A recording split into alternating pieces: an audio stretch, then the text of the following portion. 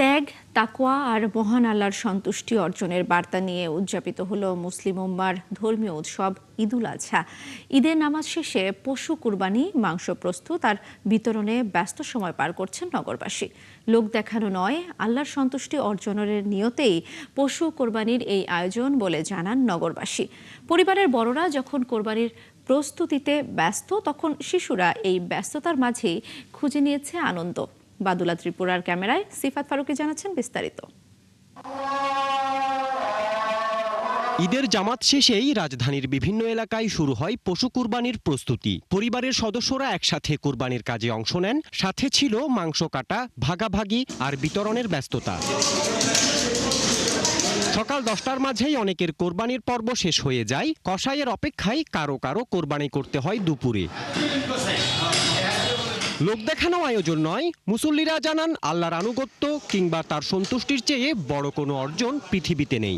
লোক দেখানোর জন্য না, দেখানো তো আল্লাহ তাআলা সন্তুষ্ট, আল্লাহর নামেই কোরবানিটা দেওয়া। ভালোই লাগতেছে যে এগুলো সবকিছু তো আমরা আল্লাহর সন্তুষ্টির জন্য করতেছি। অনেক বড় দিয়া অনেক বেশি দামের টাকা 5 লাখ 7 লাখ দিয়ে কিনলাম, মানুষে জানলো আমি একটা বড় লোক। আমার এটা তো কুরবানি কিনা আমি জানি না। একটা খুশি ঈদ, যেহেতু আমাদের সবার স্যাক্রিফাইস একটা।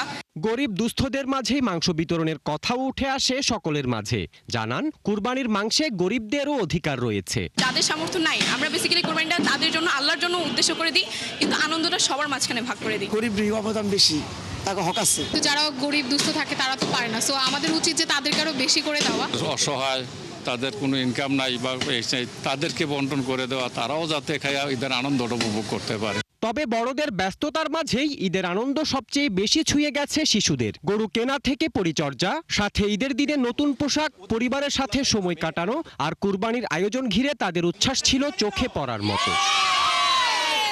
সকালে বাবা উঠলো, বাবা উঠার পরে নামাজ পড়লো, তারপরে বাবা সহ আর আমি গরু দেখতে গেলাম।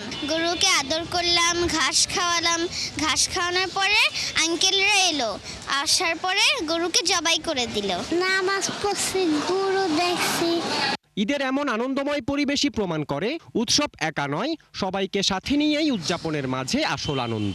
অর্থের মোহ ত্যাগ করে পশু কুরবানি দিয়েছে মুসলমানরা।